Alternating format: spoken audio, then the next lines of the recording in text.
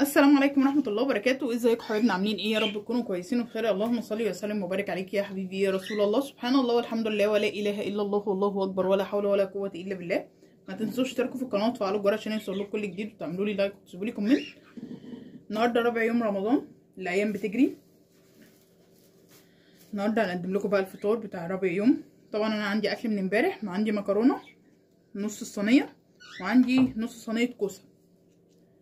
عشان نحيي الاكل بتاعي امبارح هنعمل جنبيه شويه بطاطس محمره وطاسه سجق بالبصل والفلفل الحراق.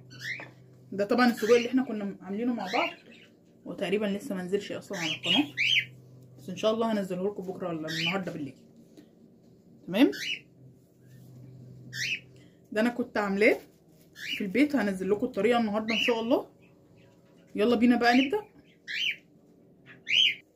ورجعت لكم تاني يا حبايبي. طبعا معايا الزيت هنا على النار، هنزل بقى بالبطاطس. نسمي ونقول بسم الله. اللهم صل وسلم وبارك عليك يا حبيبي يا رسول الله. سبحان الله والحمد لله ولا اله الا الله والله اكبر ولا حول ولا قوه الا بالله. انا معايا الناحيه التانيه طاسه سخنه على النار او صينيه اللي انت عايزاه. هنزل فيها بقى بالسجق.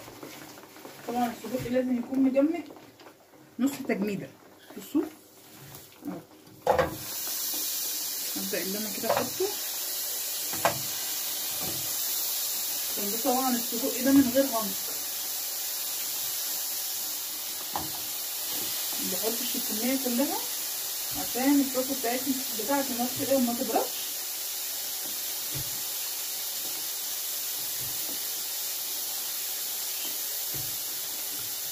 ان شاء الله هنزل لكم الطريقه النهارده. لو ما نزلش النهارده ممكن تنزل بكره ان شاء الله الصبح. هبدا كده اقلبه.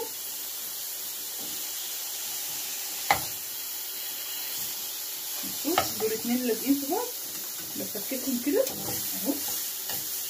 هو بيتقلب معايا بكل سهوله اول لما ياخد وش. تمام تمام كده اهو.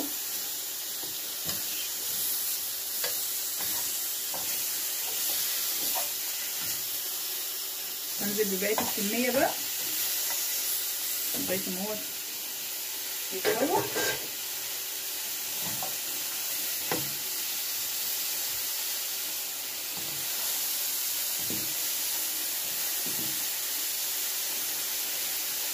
اللهم صل وسلم وبارك عليك يا حبيبي يا رسول الله.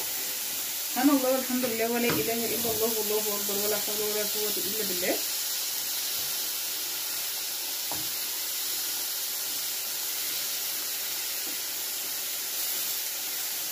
ده طبعا السجق بتاع المحلات بس من غير هن.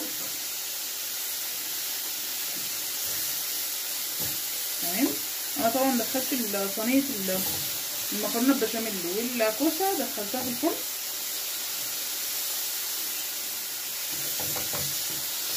انا ما بحطش فيه زيت ولا بحط فيه اي حاجه. تمام، هو اول ما بياخد التشويحه بيفك على طول، ما تلاقوهوش لازق في الطاسه.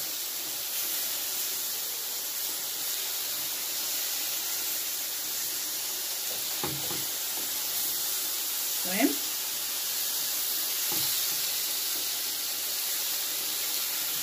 اللهم صل وسلم وبارك عليك يا حبيبي يا رسول الله. سبحان الله والحمد لله ولا اله الا الله والله اكبر ولا حول ولا قوه الا بالله. اهو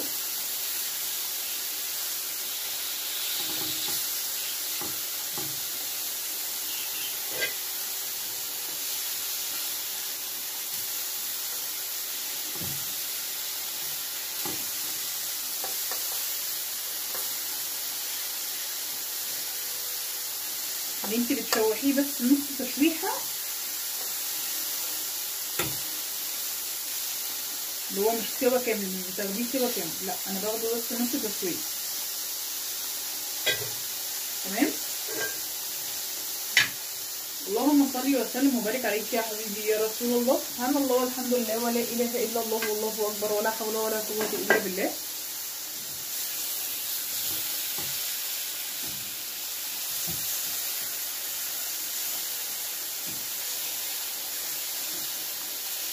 زي ما حضراتكم كده شايفين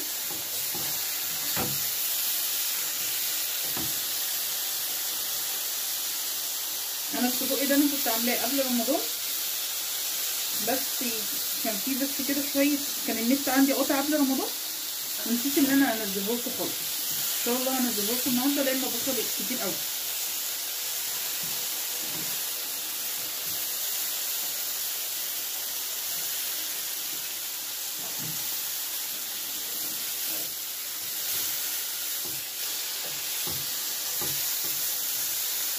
بص انا كده شوحته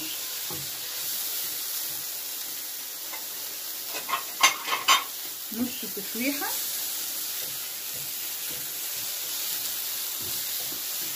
شايفين ولا فك ولا اي حاجه حصلت فيه. هبدا بقى ان انا اطلعه على طبق واقول لكم نعمل ايه. عايزه تشوحيه كده وتحطيه في السندوتشات من غير البصل والفلفل براحتك، عايزه تحطي له بصل وفلفل زي ما انا هعمل حطيه. يعني ممكن تعملي سندوتشات السجق كده من غير ما تحطي لها بصل وفلفل. تمام. استنوا ونقول بسم الله. هننزل بقى بالبصل، وانا مقطعه بصل جوانح.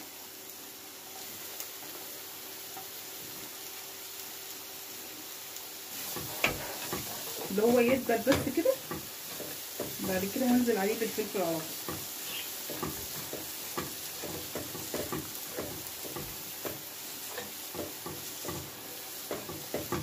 تمام. اللهم صل وسلم وبارك عليك يا حبيبي يا رسول الله. سبحان الله والحمد لله ولا اله الا الله والله اكبر ولا حول ولا قوه الا بالله. طبعا هتلاقي اللي البصل خد من طعم السجق. طبعا التشويحه اللي احنا بنشوحها دي كده على النار تبقى تشويحه بسيطه. ممكن بقى تحطي حبه زيت على البصل، يعني انا هحط حبه زيت صغيرين بس كده عشان البصل يدبل معايا، قيمه معلقه ونص كده من الزيت.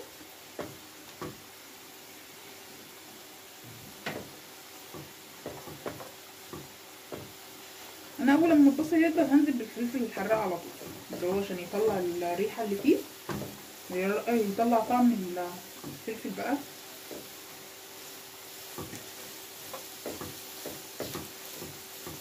تمام.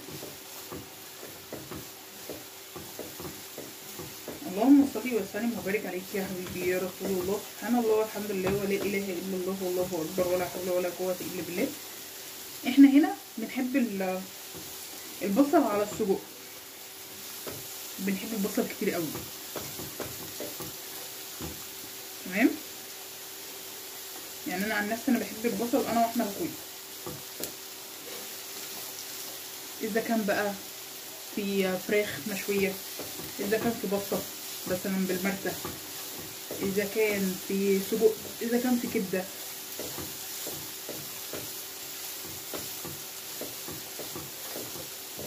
تمام. بصوا هو دبل كده، انا مش عايزاه يدبل خالص عشان يبقى فيه القرمشه البسيطه دي. تمام. هنزل بالفلفل الحراق بقى، عندي اخضر واحمر.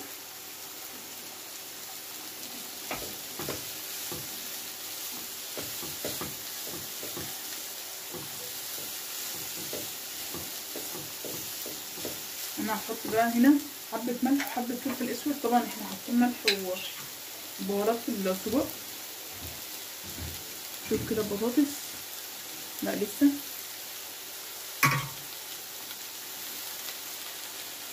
مش هكتر الملح عشان انا طبعا حاطه ملح في السجق، حاطه فلفل وتوابل في السجق.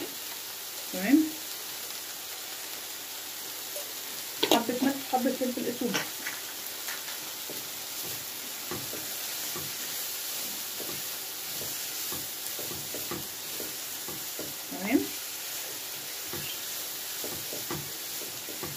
انا كده الفلفل الحراق دبل معايا وطلع الروايح الجميله. هنزل بقى بالفلفل العادي اللي هو الرومي. عندك فلفل اخضر حطي، عندك فلفل احمر حطي اللي انت حباه. ممكن تحطي طماطميه بس من غير بس لو انت بتحبي الطماطم مع السجق.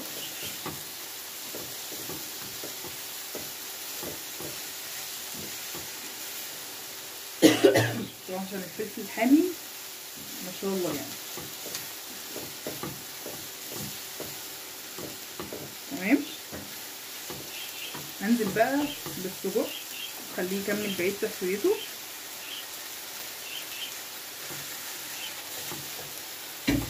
وياخد من طعم الخضار. بسيبه بقى كده في حدود 10 دقايق ل 12 دقيقه.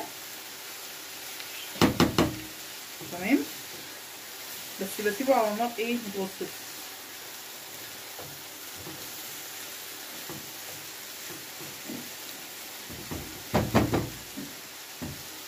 تمام. بسيبه بقى على نار متوسطه. بعد كده شوف احنا هنعمل ايه. هنشوف بقى البطاطس هي بدأت اللي هي تتحمر. طبعا هطلع دي وهنزل الطاسه التانية لو انا عامله طاسه تانية. طبعا هي في طاسه تانية. تمام. ممكن تطلعيها كده نص تسويه. بص يعني انا هطلع دي نص تسويه عشان تبقى مقرمشه معايا على الخضار. وانزل الثانيه. بصوا هتلاقوها اللي هي تتكسر معاكم بس ايه خدت اللون الذهبي اللي هو بس مش الذهبي قوي. ما كملتش بقيه تحميرها. تمام. عايزين نعملها زي البطاطس الفورم فريتس زي ما بقول لكم كده. زي ما بعمل كده بطلعها تكون لونها بيضه خلاها تحمر. تمام. ننزل بقى الصوص الثانيه.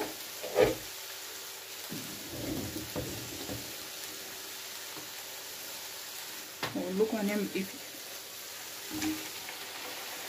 ننزل كده الطاسه الثانيه.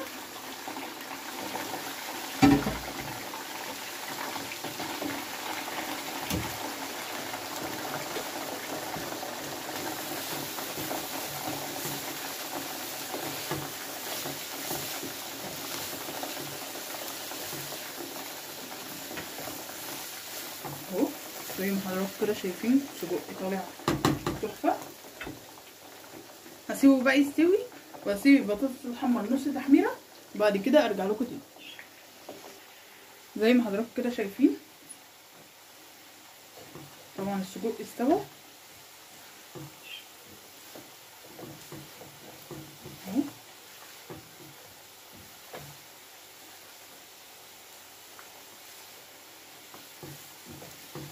والبصل ما تبلش قوي زي ما قلت لكم اهو. هطفي بقى كده على السجق واشوف البطاطس. بصوا هي لسه طالما لازقه كده في الطاسه. حتى لو طاسه ما بتلزقش بتلزق بردك فيها اول لما تنزليها وبعد كده بتفك هي لوحدها. يعني بصوا ده كده دي البطاطس اللي احنا لسه مطلعينها. نفس اللون ده احنا بنطلعه لو عايزينها فارم فريتس بنطلعها بنسيبها تبرد. وبعد كده بنحطها في اكياس. يعني نحطها مثلا ما بين في صينيه ونفردها. تمام. بعد ما بفردها بقى في الصينيه كلها بدخلها الفريزر ما بين كل طبقه وطبقه في كيس. تمام. بعد ما بدخلها الفريزر بتقعد مثلا ساعتين 3 4 عشان تتجمد. وبعد ما بطلعها من الفريزر بحطها في اكياس مثلا الكميه اللي انا عايزاها بقى على قد كميه الطاسه اللي انا عايزاها او قد كميه الاكل اللي انا عايزاه. بحطها في الفريزر وبطلعها على زيت سخن جدا، يكون زيت يعني هتقلي فيه مثلا. بصوا هي اهي تمام. كوني مثلا هتقلي زيت مقدوح قوي او زيت سخن جدا تمام. انا طبعا دي هطلعها على طبق تاني واسيبها برضه تبرد، عقبال اما اتاكد ان الاكل بقيه الاكل اللي في الفرن سخن، احط دول على ايه، على الزيت تاني تمام.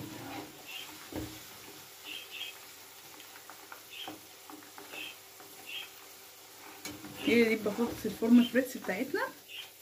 انا قلت لكم الطريقه اللي انا بعملها، بس انا السنه دي ما عملتهاش عشان ايه، ما كانش عندي وقت اللي انا اعملها لكم. ان شاء الله اعملها لكم ان شاء الله بعد رمضان، او ممكن في ايام رمضان ممكن اعملها لو لقيت عندي وقت. تمام كده. نسيب بقى كده كده الاكل بيسخن في الفرن، وبعد كده ارجع لكم تاني. ورجعت لكم تاني يا حبايبي. طبعا ده العناب اللي احنا كنا عاملينه امبارح مع بعض. نبدا بقى ناخد منه. طبعا هو مجمد،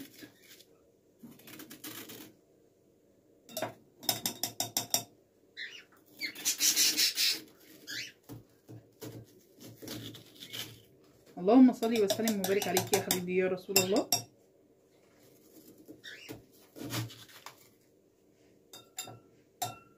طبعا انا خرجته لسه مخرجاه من شويه، عشان كده تلاقيه اللي هو مجمد. طبعا محطوط من امبارح في الفريزر، مخرجش غير دلوقتي. نحط بقى الميه، بسم الله.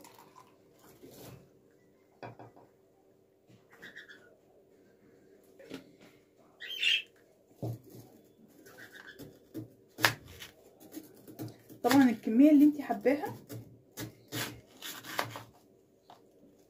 طبعا هنقدمه جنب فطار النهارده.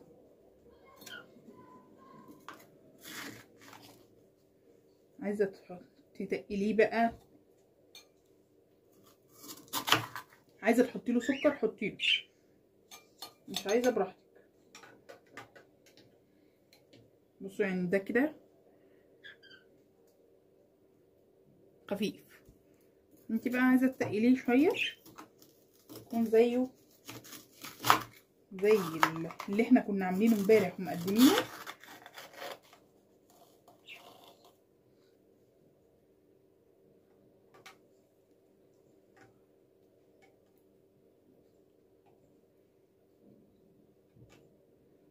اهو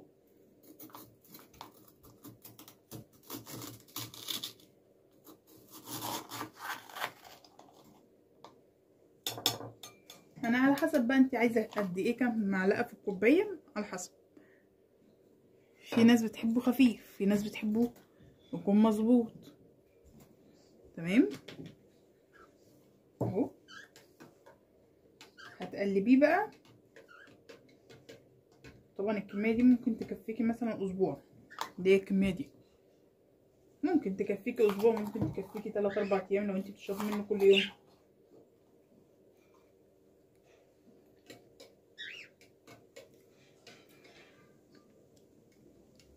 تمام اهو ده كده المظبوط بتاعه. اللهم صل وسلم وبارك عليك يا حبيبي يا رسول الله. يلا بينا بقى نكمل بقيه فطارنا. طبعا انا عندي المكرونه هي والكوسه اتسخنت. يلا بينا بقى نحمر البطاطس ونقدم الفطار بتاعنا مع بعض. هنبدا بقى ننزل البطاطس، ننزلها كده بعيد عن بعض. اللهم صل وسلم وبارك عليك يا حبيبي يا رسول الله. سبحان الله والحمد لله ولا اله الا الله والله اكبر ولا حول ولا قوه الا بالله.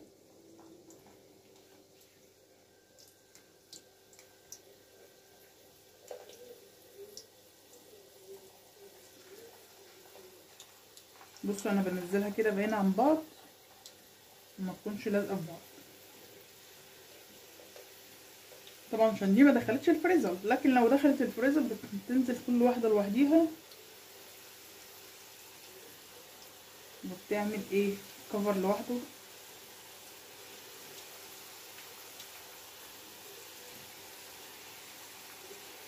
اللهم صل وسلم وبارك عليك يا حبيبي يا رسول الله. سبحان الله والحمد لله ولا اله الا الله والله اكبر ولا حول ولا قوه الا بالله.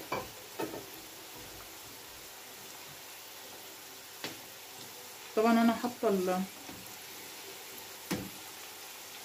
مولعه على النار للسجق. طبعا بسخنه برده عشان يبقى كل الاكل سخن. انتي لو دخلتي قبل المغرب، لو عندك طبعا اكل بايت ودخلتي مثلا قبل المغرب بساعه او بساعه بالظبط، طبعا عندنا العصير جاهز، الاكل جاهز.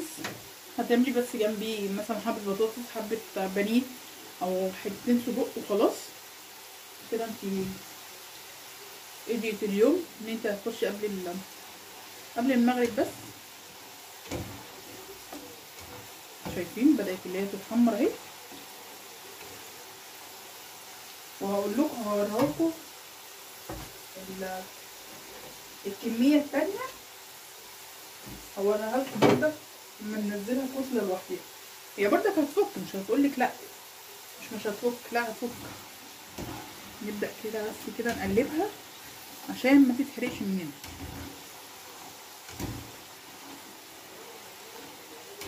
تمام. طبعا بنطلعها على مصفى، ما بنطلعهاش على مناديل طالما احنا عايزينها مقرمشه. يعني دي بقت الكميه التانيه ممكن تعمليها، يعني انت عملتيها نص سلقه كده، ممكن تعملي ان شاء الله هعملها لكم اللي هي البطاطس الجمبري، نعملها لكم كده في السحور في مره. نكون محمرين البطاطس نص سلقه، نص تحميره، او ممكن تسلقيها نص سلقه. تمام.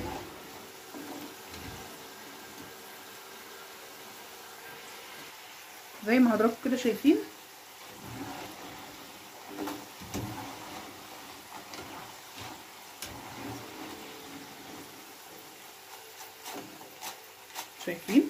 سامعين القرمشه.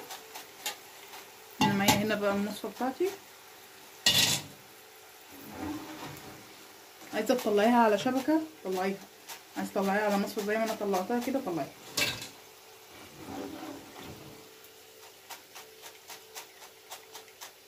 اللهم صل وسلم وبارك عليك يا حبيبي يا رسول الله.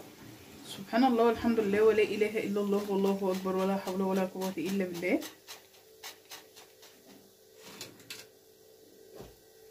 ننزل بقى الكميه التانيه. بصوا هتاخد بقى معانا قد ايه. بصوا بنفردها بس كده.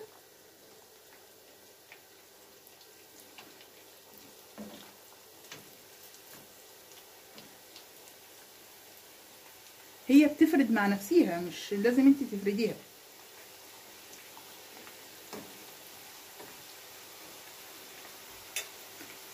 تمام اهو.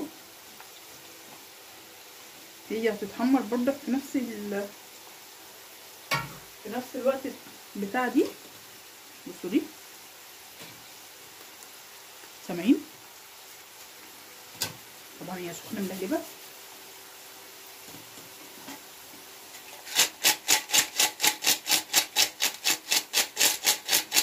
سامعين صوت القرمشه؟ دي فرن فريتس اللي هي ايه السريعه. الفرن فريتس اللي هي العاديه لازم تتدخل في الفريزر. يعني انت ممكن تعملي فرن فريتس وانت واقفه، يعني ممكن لو دخلت المغرب قبل المغرب مثلا بساعه ونص هتعملي بطاطس فرن فريتس. لو انت هتعملي النهارده مثلا بطاطس على الفطار هتعمليها فرن فريتس، لكن هتعمليها بطاطس بقى عاديه خلاص يبقى هتخشي قبل المغرب بساعه بس، ساعه زمن، وهتخلصي كل الاكل. ده لو انت عندك اكل بايت. لكن لو انت عندك مثلا عندك مثلا النهارده ملناش نفس، هناخد مثلا بطاطسايه على حبه بتنجان على حبه جبنه بالطماطم. ده طبعا في الايام اللي جايه هنعمله، مش هقول لكم لا مش هنعمله، لا هنعمله. في ناس كتير هتعمله في خلال ال10 ايام الاخرين. ليه؟ كل واحد بقى بينظف شقته، واللي بينظف، اللي بيعمل كحك وبسكوت، واللي مش فاضي في شغله، واللي خلاص الوقت زنق عليه.